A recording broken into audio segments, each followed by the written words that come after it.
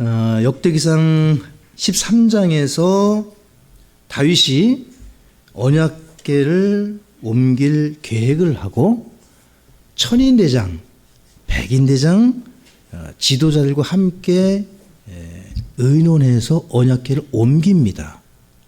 잘했습니까? 못했습니까? 큰 문제가 없어 보입니다. 본인을 따르는 천인대장, 백인대장, 그리고 영적 지도자들과 함께 의논해서 언약궤를 옮깁시다. 예루살렘으로 옮깁시다. 누가 보더라도 문제가 없어 보입니다. 그런데 다윗은 여기서 실수를 합니다. 하나님 앞에. 즉 주님과 의논하지를 않습니다. 그게 역대기상 13장 1절이에요. 모든 지도자와 의논한 뒤에 마지막으로 주님께 여쭤야 됐습니다. 다윗이 다 올바르게 하는데 몇 가지 이제 흠이 나오는데 그 중 하나가 너무 완벽하게 승리를 해서 그런지 이제 마지막 주의 성전과 언약궤와 이제 성전을 짓는 일이 남았기 때문에 안심이 됐는지 주님께 묻지 않는 이런 잘못을 범해요. 그래서 끝까지 우리는 기도로 주님께 물어야 됩니다. 주님께 묻지 않다 보니까 아비나답의 집에서 하나님의 궤를 옮겨야 되는데 다윗의 입장에서는 하나님께 묻지 않고 성경을 찾아보지 않았기 때문에 언약궤를 옮기는 본인 딴에는 최선을 다해서 새 수레에 싣고 옮기려고 했습니다. 근데 수레가 흔들리자 우사와 아히오 그리고 우사가 언약궤에 손을 댑니다. 우사는 좀 억울하기도 해요. 왜냐하면 선한 의도였어요. 그렇죠? 언약궤가 흔들리니까 이게 하나님의 영광을 가려지기 쓰러지거나 이렇게 안 되니까 이 사람 정말 좋은 의도로 하나님의 일을 수행했는데 즉사합니다. 우리가 꼭 기억을 해야 돼요. 이게 정말 어떻게 잘못 보게 되면 너무하신다. 하나님 진짜 이게 잘못된 의도도 아니고 정말 교회 잘 되라고 다윗을 도우려고 그 흔들리지 않게 하려고 한 것뿐인데 죽이시다니. 그만큼 언약궤를 옮길 때도 어떻게 옮겨야 되는 거죠? 하나님의 일, 하나님의 영광은 하나님의 방법대로. 교회는 성장해요. 헌금은 막 들어와요. 사람은 막 늘어나요. 근데 성경에 없는 방법이에요. 선한 의도로 돕습니다. 교회 사역을 할 수 있어요. 우리도 할 수 있어요. 예. 그런 일들이 충분히 가능하지 않겠습니까? 예. 근데 하나님의 일은 하나님의 방법대로 해야 됩니다. 모든 성소의 기구들은 레위 자손들이 어깨에 메고 날라야 되고 성전의 모든 도구는 손이 타면 안 돼요. 사람이 만지면 안 돼요. 그러니까 심지어 진설병이라든지 금초대라든지 전부 다 어떻게 했죠? 씨띠나무로 이 고리에 꿰가지고 그 고리를 들고 가게 하든지 어깨에 메고 갔단 말이에요. 이렇게. 그러니까 손을 댈 수 없게 하셨습니다. 그리고 역대상 13장 우리 8절을 한번 잠깐 보시죠. 역대기상 13장 여기 이제 언약궤를 옮기는 그 유명한 장인데요. 13장 8절을 같이 읽어보시면 다윗과 온 이스라엘은 하나님 앞에서 힘을 다하여 놀고 노래하며 하프와 비파와 작은 북과 심벌주와 나팔을 연주하였더라. 이 장면이 율법을 어기는 장면이에요. 제가 지난주에 이게 말씀을 드렸거든요. 이걸 잘 맥락을 이해하고 이 말씀을 보셔야 됩니다. 춤을 추며 기뻐하는 다윗과 이스라엘 백성들은 현재 율법을 어기고 있는 거예요. 그러니까 선한 의도. 다윗은 너무 좋은 거예요. 너무 기쁜 거예요. 너무 선한 의도인 거야. 언약궤가 이제 움직여서 이제 하나님의 집으로 돌아오는구나. 이보다 더 큰 기쁨이 없고 춤추고 백성들과 노래하고 하는데 하나님의 방법이었습니까? 아니었습니까? 아닌 거예요. 이게 너무 아쉬운 거예요. 그 언약궤는 그렇게 옮겨서는 안 되었던 거예요. 반드시 레위인의 어깨에 메어서 제사장들과 함께 엄숙한 분위기와 정말 엄유한 그런 장면을 연출했어야 되는데 워낙 오랫동안 그 다른 곳에 있다가 옮기다 보니까 이 성경적 무지로 고인은 아니었지만 다윗은 부지 중에 죄를 지었습니다. 사람들은 이게 뭐 그렇게까지 아니 레위 지파가 아니면 아니 어깨 안 매도 안전하게만 옮기면 되지 뭐가 그렇게 중요하다고 왜 이렇게 따지는 게 맞냐. 이것도 안 돼 저것도 안 돼 뭐도 안 돼. 많은 사람들이 성경의 기록들을 무시하고 규례와 절차를 무시하고 성장, 부흥을 꿈꿉니다. 번거로운 일은 다 없애버리고 아니 그거 날마다 어떻게 물속에 잠기는 침례를 교회 예식으로 번거로워 해서 한 게 관수례, 침수례, 그 다음에 스프링클 뿌리는 거예요. 이제 이 제일 편해. 얼마나 편합니까? 그냥 뿌리기만 하면 되는 거예요. 물을 가지고. 그러니까 규례와 절차는 다 무시하는 이것이 참 종교와 거짓 종교의 차이입니다. 여러분 작은 차이가 작은 구멍이 댐을 무너뜨리듯이 항상 우리는 이거를 기억해야 합니다. 우사는 흔들리는 언약궤를 잡고자 손을 댔습니다. 이것은 사실 상받을 일이었지만 그는 벌을 받았습니다. 이 사실을 통해서 여러분과 저는 누구라도 선한 의도가 나쁜 행동을 정당화할 수 없다는 것입니다. 좋은 결과, 좋은 행동, 좋은 결과를 얻기 위해서 잘못된 방법이나 과정 이것을 우리가 추구해서는 안 될 것입니다. 왜? 이것은 부지 중에 하나님을 무시하는 것이기 때문에 하나님을 경홀히 여기는 죄를 지은 겁니다. 다윗과 우사는. 자, 이후에 이제 언약궤를 이제 다윗이 이제 정신을 차리고 올바른 방법으로 이제 그 언약궤를 옮기죠. 그게 이제 14장과 15장. 그래서 다윗은 여러분 목회 단상에 제가 올린 글 중에 어젠가 그제 제가 이거 올렸거든요. 그 주의 경고와 징계를 통해 바로잡힐 수 있는 사람은 행복하다. 기억나시죠? 욥기 5장 17절을 삶에 적용한 대표적인 인물이 다윗이라고 말씀드렸습니다. 그러니까 다윗이 행복할 수밖에 없었던 비결 중에 하나는 본인이 부지 중에 모르고 성경적 무지로 언약궤를 옮겼지만 그 다시 배웠잖아요. 네? 이제 사람 어깨에 매서 올린다 그러면은 다윗은 또 이면은 즉각 돌이켜가지고 그대로 하는 거예요. 징계와 경고를 받으면 낙심이 돼가지고 뒤로 물러나서 두고 보자. 내가 다시는 안 한다. 내가 이렇게 좋게 내가 정말 도와주려고 그렇게 했는데 나를 이렇게까지 그러지 않고 곧바로 돌이켜가지고 보라 하나님께서 바로잡아 주시는 사람은 행복하니 그러므로 너는 전능자의 징계를 업신여기지 말라. 결국 부지 중에 하나님을 업신여겼던 다윗이 주의 말씀을 존중함으로 말미암아 회복되었다는 겁니다. 자, 그래서 저희가 이제 16장까지 지난주에 했습니다. 언약궤를 옮긴 후에 16장에 번제 헌물과 화평 헌물을 드렸습니다. 다윗은 감사하고 찬양하고 경배를 드렸습니다. 역대기상 16장은 한 편의 시입니다.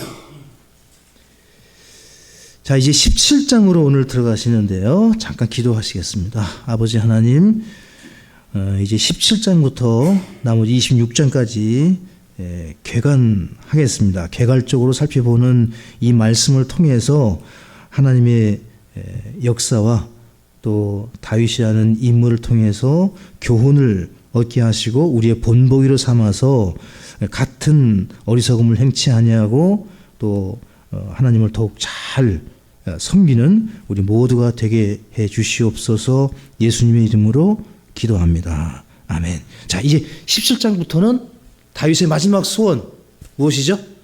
성전 건축입니다. 이것이 역대기상 17장의 핵심장입니다. 즉 다윗의 언약이라고 불리는 장입니다. 중간에 있죠. 26장 거의 중간 후반부지만 거의 가운데 즈음에 있다고 보시면 늘 마음 가운데 건축에 대한 하나님을 위한 집, 성전을 건축하고자 하는 소원이 있었습니다. 그런데 하나님께서 3절에 보시면 이것을 허락하지 않으십니다. 다윗 집을 통해서 메시아 그분을 보내시고 영원한 왕국을 세우실 것이라고 약속, 다윗의 언약을 주셨는데 다윗이 그 언약대로 하나님의 왕국, 그 집을 일단 성전을 짓고자 소망했는데 하나님이 허락하지 않으십니다. 역대상 17장 11절부터 보시죠. 자, 이 다윗의 언약 17장인데 이제 이 소망에 대해서 하나님께서 정리해 주십니다. 11절에 네 날들이 다해 네가 반드시 네 조상들과 함께 있기 위해 가야 할 때에 내가 네 아들들 중에서 한 사람 곧 네 뒤를 이을 네 씨를 일으키고 그의 왕국을 굳게 세우리니 그는 나를 위해 집을 건축할 것이요. 솔로몬으로 하여금 아들로 하여금 집을 건축하게 하시고 나는 그의 왕자를 영원토록 굳게 세우리라. 나는 그의 아버지가 되고 그는 내 아들이 될 것이며 내가 너 전에 있던 자에게서 내 긍휼을 빼앗은 것 같이 그에게서 그것을 빼앗지 아니하고 오직 내가 그를 내 집과 내 왕국 안에 영원히 정착시키리니 그의 왕좌가 영원히 굳게 서리라 하라 하시니라. 그러니까 이 다윗 언약, 아브라함 언약 뭐 이런 언약들을 보시면 항상 이중 적용으로 보셔야 돼요. 그러니까 다윗에게 역사적으로 직접 예언하고 적용하시면서 이루실 부분을 이루시고 그 이면에는 예언된 메시아 왕국, 그 왕국에 관련된 부분이에요. 즉 솔로몬은 그 당시에 BC 천년경에 다윗과 솔로몬이 이 눈에 보이는 왕, 유대의 왕, 이스라엘의 왕이기도 했지만 그 솔로몬과 다윗은 누구를 예표하는 겁니까? 예수님. 왕이신 예수님. 그러니까 이제 다윗에게 약속했던 메시아 왕국을 다윗에게서 어디로 옮기시는 거죠? 솔로몬에게. 솔로몬이 이제 성전을 건축하면서 그 성전 이면에 메시아 왕국의 그림을 보여주시는 거죠. 영원히 세워질 왕국, 이처럼 세워질 것이다. 이런 영광과 영화로운 모습으로 그 예루살렘 성전이 저 하늘에 세워질 것이다. 그걸 보여주시는 겁니다. 자, 18장으로 넘어가셔서 다윗이 영토를 확장하고 주변 민족들을 복속시킵니다. 그들에게서 이제 공물을 받고 주께 봉헌을 합니다. 그래서 하나님 중심의 확고한 왕국으로 번창을 합니다. 다윗은 주님께 순종하고 주님을 노래했고 높였고 그 하나님을 높였던 다윗에게 모두가 종이 되게 하십니다. 다윗은 왕이면서 동시에 예수 그리스도, 왕이신 예수 그리스도를 예표하기 때문에 그 예언의 말씀을 다윗에게 다 적용해서 맞추어 주십니다. 18장 13절을 보시면 그가 에돔에 수비대를 두니 온 에돔 족속이 다윗의 종이 되니라. 다윗이 어디를 가든지 주께서 이같이 그를 보존하시니라. 이렇게 다윗이 온 이스라엘을 통치하였고 자기의 온 백성 가운데서 판단의 공의와 정의를 집행하였더라. 이게 천년왕국 모습 아닙니까? 그러니까 이 모습이 예표로 앞으로 이루어질 그 왕국을 미리 보여주는 거예요. 거의 구약의 역사가 우리의 본보기요, 샘플이요, 우리가 장차 누리게 될 모습들을 이런 역사적인 기록들을 통해서 또 보여주고 계세요. 그러니까 우리가 계속 구약을 읽고 신약을 읽고 이스라엘의 역사와 스토리를 익히면서 내가 왜 우리 역사도 모르는데 조선 왕조 500년 역사도 모르는데 이스라엘의 역사 몇천 년을 이렇게 꿰고 있느냐, 이렇게 보시면 안 되고 이거는 영원히 기록된 책들과 생명책, 이 계시록 20장에 있는 책들과 생명책은 제가 책들은 뭐라고 말씀드렸죠? 우리 주일학교 참석하신 분들은 성경, 이 책들은 성경이에요. 성경 66권.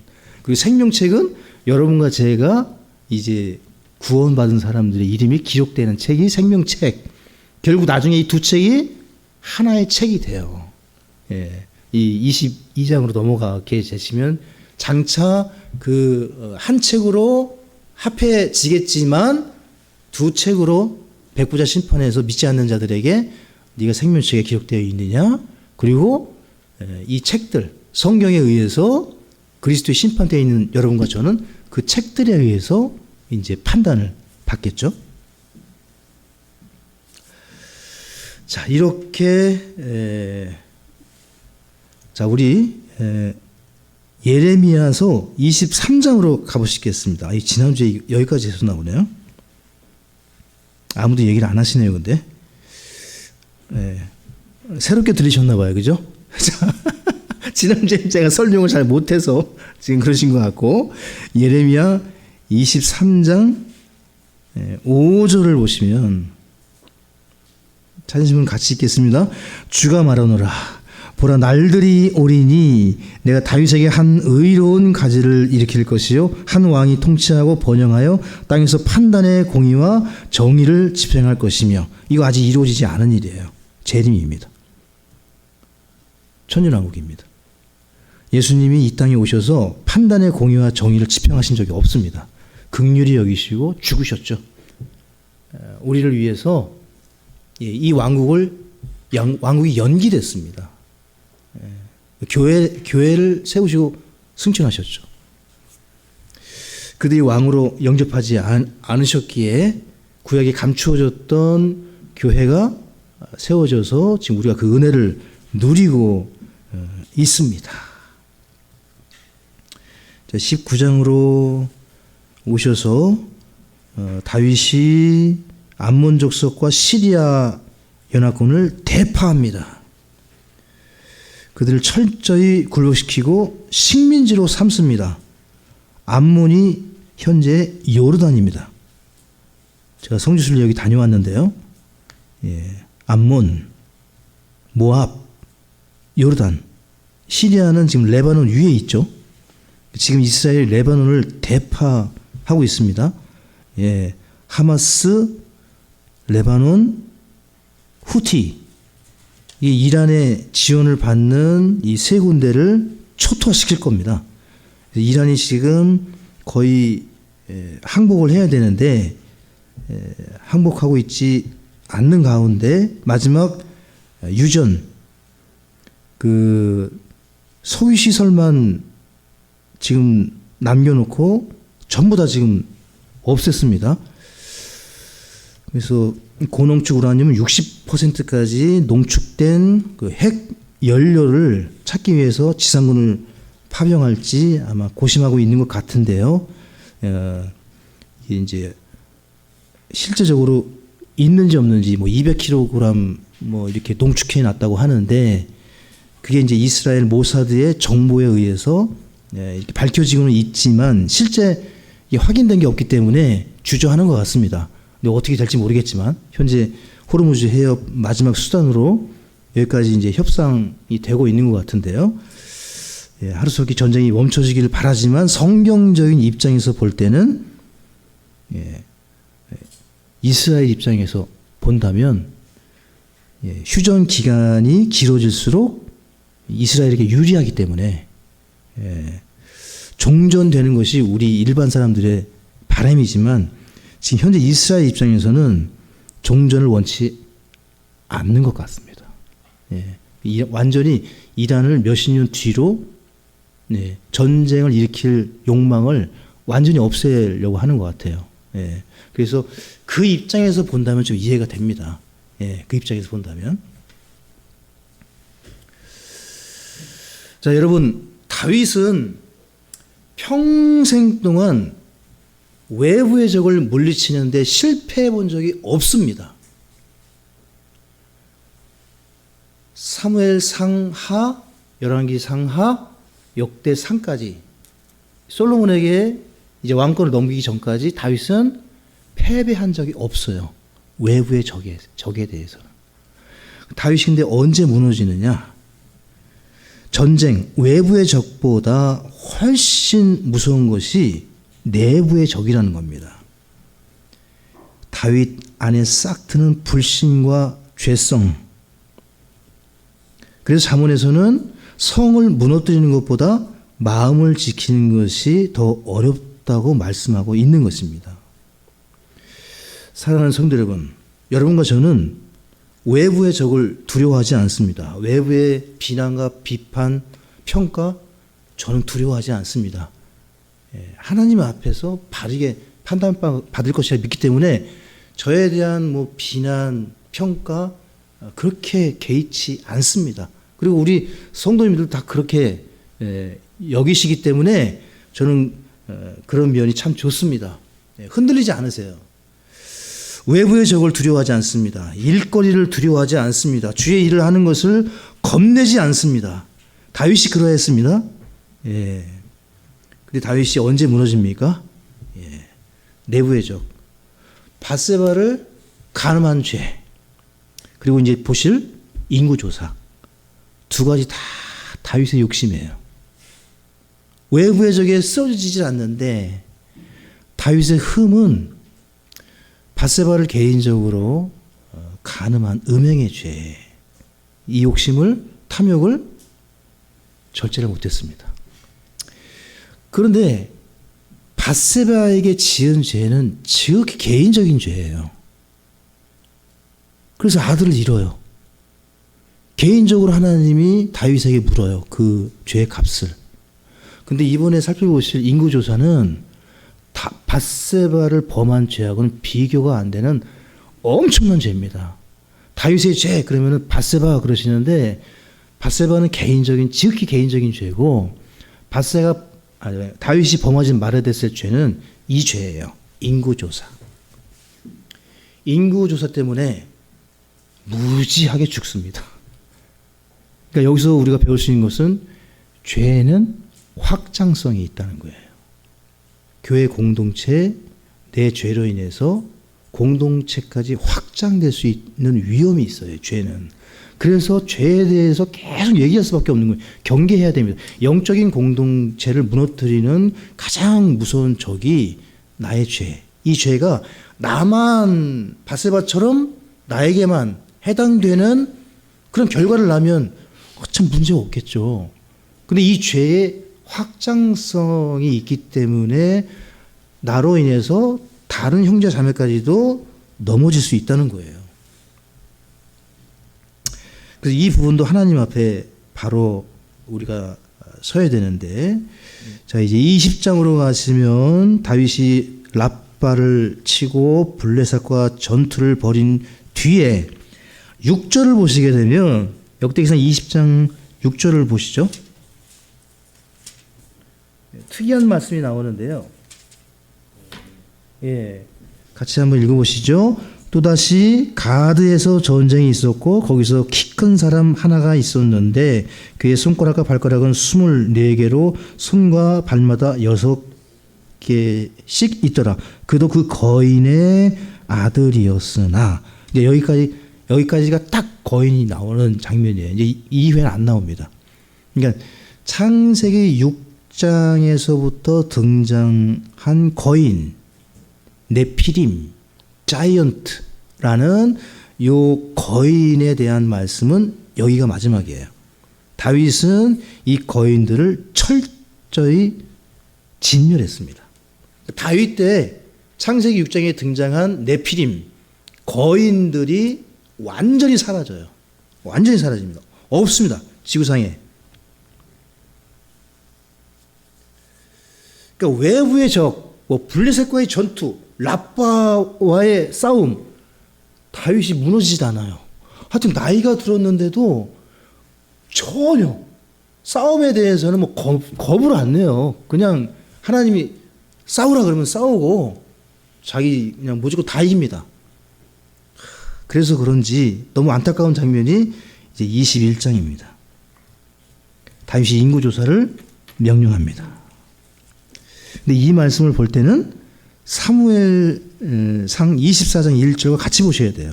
자, 역대기상 21장 1절 옆에 사무엘상 24장 1절을 적어 놓으시고 두 말씀을 같이 보셔야 됩니다. 왜냐하면 서로 보완하고 있기 때문에. 자, 사무엘상 24장 1절에 보시면 사울이 블레셋 사람들, 잠깐만요. 맞죠? 잠깐만요.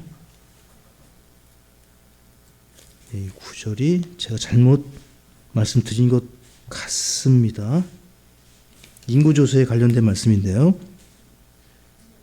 24장이 아닌가 봅니다. 사무엘 합니까? 너무너무 감사합니다. 이럴 때가 너무 고마워요. 제가 잘못 얘기할 때 누군가가 이렇게 알려주시면 맞습니까? 24장 하. 예. 자, 1절.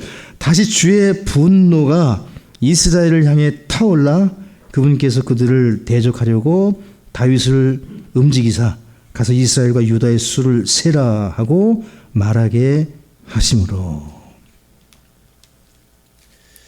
다윗을 누가 움직이죠? 네. 여기서는 성령께서, 하나님께서 격동케 하는 것을 보게 됩니다. 근데 역대기상 21장 1절에서는 사탄이 이스라엘을 대적하여 일어나 다윗을 선동하여. 여기서 누가 다윗을 격동시키죠? 사탄이. 둘 다 맞습니다. 모순된 구절이 아닙니다. 하나님께서 다윗의 높아진 마음과 교만으로 인해서 다윗을 사탄이 격동하도록 허락하셨어요. 하나님께서도 다윗에게 인구조사하도록 말씀하셨는데 더불어 그 당시 다윗이 어떤 마음이었던 거예요? 높은 마음. 사탄으로 하여금 격동케 해서 여기서 잘 보셔야 돼요. 자, 여기까지는 객관적으로 데이터입니다. 이게 기록된 말씀이니까. 그러니까 이것을 우리 삶에 적용하기 위해서 우리가 한 가지 교훈을 배워야 됩니다. 마음이 높아지면 왜 위험한가? 마귀의 시험을 받게 되기 때문에 그런 거예요. 마음이 높아지면 하나님이 사탄을 통해서 격동케 하는 것처럼 교만한 마음에는 누가 역사하는 겁니까? 사탄이. 이게 위험한 거예요. 마귀의 올무에 걸려들 수가 있습니다. 디모데전서 3장으로 가시죠. 우리가 늘 겸손하기를 힘써야 되는 이유 중에 하나는 내 뜻대로 되는 게 아니기 때문에 그래요. 디모데전서 3장 6절에 초신자는 아니 되나니 이것은 그가 교만으로 높아져서 이 밑줄을 그으시고 우리 항상 낮아져야 돼요. 그러니까 낮아지는 마음이 겸손, 높아지려는 마음이 교만입니다. 우리 쉽게 그냥 높은 마음, 낮은 마음 그러는데 사실 그 원어에는 진행형이에요. 이게 낮아지는, 높아지는. 그러니까 계속 낮아지는 거예요. 겸손이란. 예. 나는 겸손해, 난 낮아져 있어. 그런 사람은 아무도 없습니다. 예. 마귀의 정죄에 빠지지 않게 하려 함이라. 예. 또한 그는 반드시 밖에 있는 자들로부터 좋은 평판을 받아야 하리니 이것은 그가 비방과 마귀의 올무에 빠지지 않게 하려 함이라. 이 목회자의 조건입니다. 목회자는 이마 앞에 겸손, 뒷물에도 겸손이 붙어 있어야 돼요. 네. 이 겸손의 모습이 없다면 목회하면 안 됩니다. 네. 이건 제 생각입니다. 예. 근데 하도 그 겸손치 않은데도 인기가 많으시더라고요. 많은 분들이. 그냥 그게 오히려 매력이야. 오히려 제가 늘 하고 다니는 부족한 종, 소종, 제가 이런 표현을 많이 쓰거든요. 왠지 제가 부족하니까. 예. 근데 제가 사역할 때 어떤 분은 꼭 저한테 그랬어요. 목사님 제발 좀 부족하다는 표현 쓰지 말라고. 본인이 듣기 싫으시대요. 그래서 저보고 부족하다고 자꾸 얘기하면 응? 그 별로 안 좋다고. 그때는 그게 무슨 말인지 몰랐어요. 근데 지금 돌아보니까 그 때문에 내가 설명을 못했을까. 좀 말씀을 드릴 걸. 그래도 제가 부족한데 기도 부탁드리고 했어야 되는데 그랬던 기억이 납니다. 하여튼간 겸손해야 된다. 이 부분을 우리 같이 교훈으로 봤고요.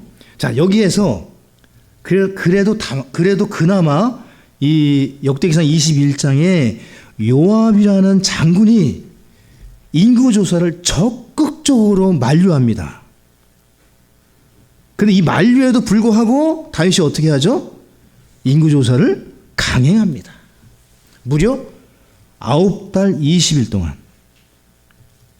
이게 회개기간이에요. 하나님이 다윗에게 허락한 회개기간. 근데 다윗은 전혀 깨닫지 못하고 무려 9개월 20일 동안 인구조사, 높은 마음으로 무엇을 하고 있습니까? 하나님을 대적한 겁니다. 이게 정책 수립이나 국가 경영을 위해서 했다고 하지만 성경의 기록에 보게 되면은 자신의 업적을 자랑하려는 마음 때문에 시작한 것입니다. 그리고 다윗은 여기서 또 율법을 어깁니다. 이 죄는 밧세바를 범한 죄보다 훨씬 더 큰 죄입니다. 출애굽기 30장 12절로 14절을 보시면 이 다윗이 마음이 높아져 있어가지고 율법을 기억을 못해요. 사람이 마음이 높아지잖아요. 하나님 말씀을 몰라요. 하나님 말씀 무시해요. 다윗이 지금 그렇게 명철하고 이 똑똑한 다윗이 말씀을 자꾸 어깁니다. 출애굽기 30장 12절에 보시면 네가 이스라엘 자손의 수에 따라 그들의 총수를 조사하며 그들을 계수할 때 그들은 각각 자기 혼을 위해 주께 무엇을 드려야 됩니까? 대속물을 드려야 돼요. 이걸 안 드립니다. 다윗이. 이것은 네가 그들을 계수할 때 그들 가운데 재앙이 없게 하려 함이니라. 그들이 드릴 것은 이러하니라. 곧 계수된 자들 가운데 포함되는 자는 다 성소의 세겔대로 반세겔을 바칠지니 1세겔은 20개라 하니라. 반세겔은 주의 헌물이 될지니 계수된 자들 가운데 포함되는 자 곧 20살 이상인 자는 다 주께 무엇을 드려야 됩니까? 죽지 않기 위해서는 헌물을 드려야 돼요. 반세겔. 이게 성전 건축의 인구 조사의 율법입니다. 그 인구가 하나님의 수이기 때문에 그것을 하나님의 명령에 따라야만 이제 죽지 않는 거예요. 그 수를 셀 수 있는 권한과 그 인구의 수에 대한 것은 하나님의 권한이기 때문에 다윗이 여기서 율법을 무시함으로 재앙이 임합니다. 세 가지 중 하나를 선택하라고 하시잖아요. 11절에 보게 되면. 다윗이 선택한 게 13절에 나옵니다. 역병을 선택합니다. 이 지도자의 잘못으로 인해서 백성의 엄청난 피해가 입혀지게 됩니다. 여기서 우리가 배워야 됩니다. 아무리 영적이라 해도 모든 유혹을 이길 만큼 영적인 사람은 없다는 겁니다. 아무리 완벽한 영적인 거룩한 지도자라 할지라도, 저를 포함해서 아무리 좋은 말씀을 전하는 사역자라 할지라도, 영적인 사역자라 할지라도 모든 유혹을 이길 만큼 영적인 사람은 없다는 겁니다. 이 세상에. 다윗을 통해 그걸 배울 수 있어요. 다윗처럼 정말 영적인 사람, 완벽한 왕, 참 좋은 왕, 누가 보더라도 이런 왕 통치에 살고 싶다. 그런데도 다윗에게 흠이 있고, 모든 성경의 인물들이 다 흠이 있잖아요. 요셉은 은잔을 숨겼어요. 그죠? 예. 뭐 야곱, 이삭, 아브라함, 우리 아브라함 금요 포커스 오는데, 제가 아브라함 올라가면 아브라함이 저에 대해서 너무 설교 너무 심하게 하신 거 아니에요? 그럴 것 같아요. 막 내가 양아치라고 하고 막 비겁하다고 하고 막 제가 아브라함에 대해서 막 그렇게 공격했거든요. 좀 미안하기도 합니다. 근데 어쩔 수 없어요. 그렇게 연약함이 다 있어요. 예. 그래서 우리는 겸손해야 되고 말씀을 찾아야 됩니다. 왜냐하면 하나님께서 이 징계를 내리시기 전에 무려 9개월 20일 동안 회개에 충분한 시간을 주었습니다. 그래서 다윗의 죄는, 이 인구조사의 죄는 영적인 죄입니다. 밧세바에 관련된 죄는 육신의 죄입니다. 간음과 살인보다 더 큰 죄는 하나님의 영광을 가로채는 겁니다. 하나님이 여기서는 봐주질 않아요. 그 헤롯을 벌레로 죽게 하신 것처럼 계속 우리가 지금 이 교훈을 받고 있습니다. 하나님의 영광을 가로채는 것만큼 큰 영적인 죄는 없다. 그래서 이 죄는 자신에게만 돌아가는 것이 아니라 그 대가가 후대에까지, 옆 사람에게까지 죄가 확장된다는 거. 죄는 확산성이 있다는 거예요. 그런데 우리가 마지막으로 감사해야 될 것은, 그럼에도 불구하고 다윗이 눈물로 통곡하고 간구하고 회개할 때, 중요한 겁니다. 회개할 때 용서해 주십니다. 예, 두 가지 다. 예, 하나님이 철저히 심판하시지만 동시에 풍성한 긍휼을 베푸셨습니다. 그래서 그 기간을 짧게 선택을 하지만, 이제 22장으로 오셔서 22장 1절을 보시죠. 역대상 22장 1절에 같이 읽습니다. 그때 다윗이 이르되 이것은 주 하나님의 집이요 이것은 이스라엘을 위한 번제 헌물 제단이라 하였더라. 이제 다윗이 이 하나님께서 성전 건축 너 못한다 허락하지 않으셨는데, 아들로 하여금 성전 건축을 할 수 있도록 모든 것을 100% 준비합니다. 그리고 22장 6절로 16절까지 보시게 되면은 성전 설계도를 보여줍니다. 어떻게 지어야 될지. 그러니까 솔로몬은 고민할 게 없어요. 아버지가 다 해놨어요. 그리고 17절로 19절에는 그 솔로몬을 도울 것을 백성들에게, 통치자들에게 명령을 해놓습니다. 내가 죽거들랑 솔로몬을 도와서 이 일을 하라. 예, 필요한 모든 것. 자, 여러분, 우리가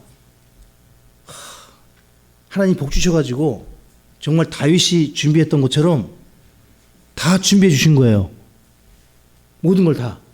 그죠? 그럼 우리 할 수 있을까요? 예, 여기서 한 가지 놓쳐서는 안 되는 거. 예, 19절입니다. 역대상 22장 19절. 다 같이 별표를 한 3개 해놓으시고, 우리에게 이것이 없으면 안 됩니다. 그러니까 우리가 정작 중요시 여겨야 되는 거. 예, 눈에 보이는 것이 아니라 이제 같이 있습니다. 이제 너희 마음과 혼을 고정하여 주 너희 하나님을 구하라. 그러므로 너희는 일어나 주 하나님의 성소를 건축하고 주의 언약궤와 하나님의 거룩한 기구들을 가져다가 주의 이름을 위해 건축할 집에 들여 놓을지니라 하였더라. 이 물질 앞에 무엇이 있습니까? 너희 마음과 혼. 어떻게 하라고요? 고정하라고. 주님을 향한 열정적인 마음과 믿음. 이게 없으면 시체가 되는 겁니다. 그 어떤 것이 있더라도 부부간에 열정적인 사랑과 흠모, 서로 기뻐하고 아껴주는 마음이 없다면 뭐 아파트가 몇 채고 그냥 우리가 이 건물, 이 교회 막 건물을 막 우리가 다 물질을 모아가지고 막 다 헌신해가지고 했어요. 그런데 목회자 성도가 싸우고 성도 떠나고 얼마나 많은 일들이 벌어집니까? 예?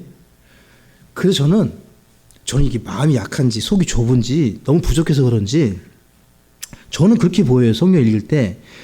다윗이 성전 건축의 모든 재료를 마련하고 아들 솔로몬에게 넘기는데 명령을 하되 강요는 안 해요. 그리고 백성들이 헌금을 하기 시작하는데 성경에 기록되는 것은 다 자원함이에요. 억지로 인색함으로 마지못해 겨우 누가 보더라도 나는 했어. 이게 아니에요. 예, 우리가 그렇게 드려서는 안 됩니다. 하나님 앞에. 다윗부터 실제적으로 실천을 하는데요. 이제 제가 지금 이 말씀드린 이 부분이 제일 중요한 부분이라서 나머지 23장부터 25장까지 27장까지는 여러분 제가 요약해드린 그 교재를 통해서 해 놓으시고, 자, 이제 28장으로 오셔서 28장에 성전 건축 관련해서 다윗이 죽기 전에 모든 지도자들을 다 불러 모으고 유언 설교를 합니다. 그리고 각별히 당부를 해요. 왜 그렇습니까? 이제 뭐만 남은 거죠? 성전 건축. 이게 다윗의 꿈이고 아들이 이루어질 소망인 거예요. 이 성전 건축을 명령해야 되는데 왜 각별히 유언 설교를 하느냐, 유훈 설교를 하느냐? 건축은, 하나님의 집은 한 번 시작하면 멈출 수가 없기 때문에. 멈추면 다 죽습니다. 이 일은. 그 운명 공동체예요. 여러분과 저는 같이 죽는 거예요.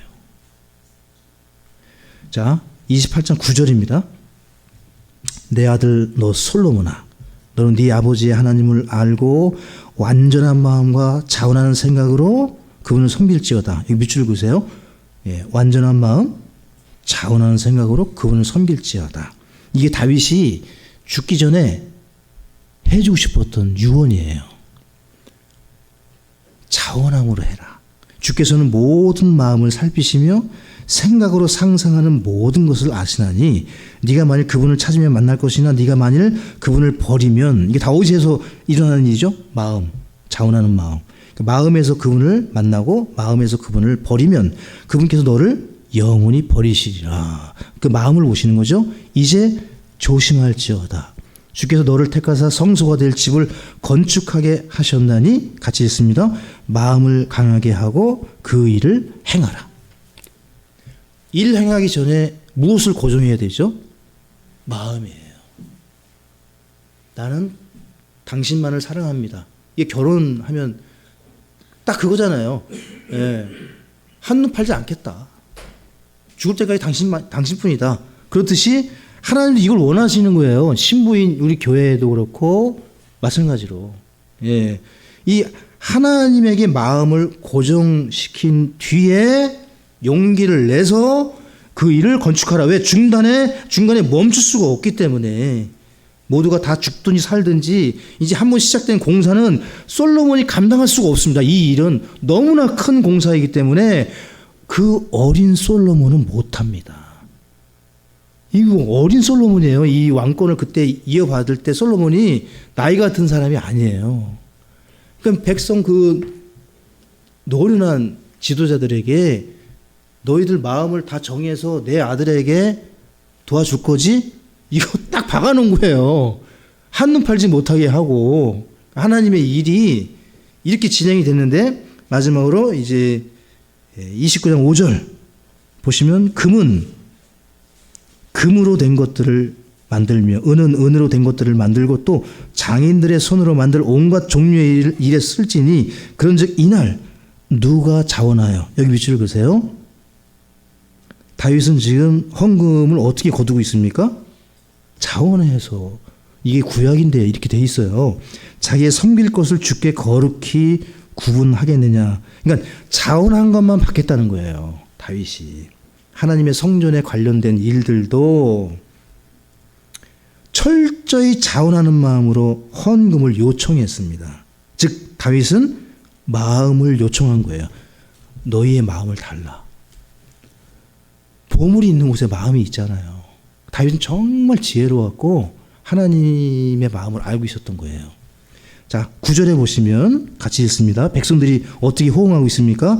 그때 백성이 자원하여 드리되 완전한 마음으로 주께 자원하여 드렸으므로 기뻐하였고 다윗 왕도 크게 기뻐하며 즐거워하였더라. 이 말씀 옆에 고린도후서 9장 7절을 적어 놓으시고 이것이 신약교회의 헌금의 원리입니다. 자, 주님이 보고 계시죠? 무엇을? 마음을.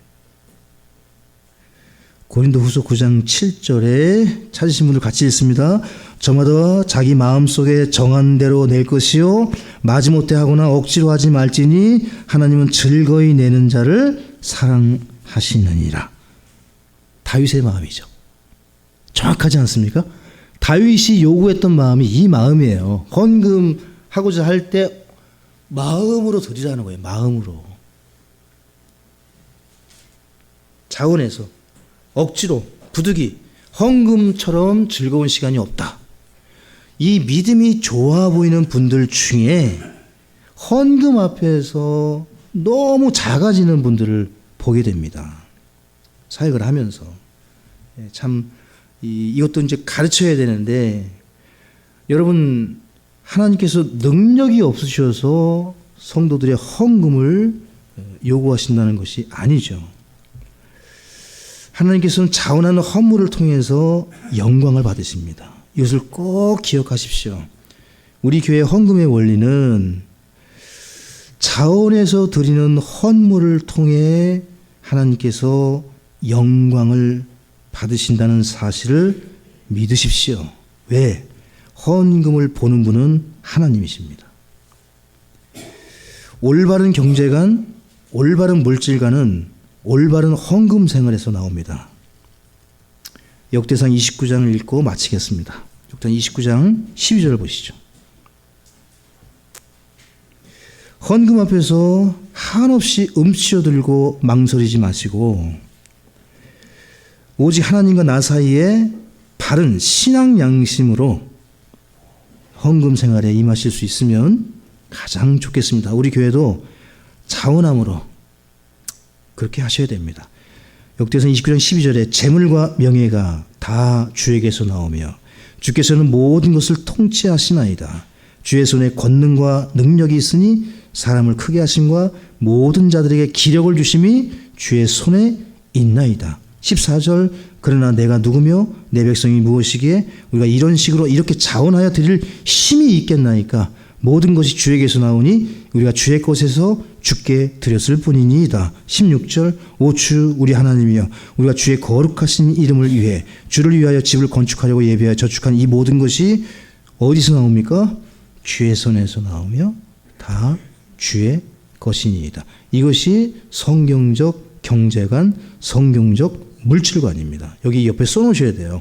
성경적 물질관. 다 주님의 것이다. 여러분과 저는 청지기로서 주님의 것을 주님께 돌려드리는 것.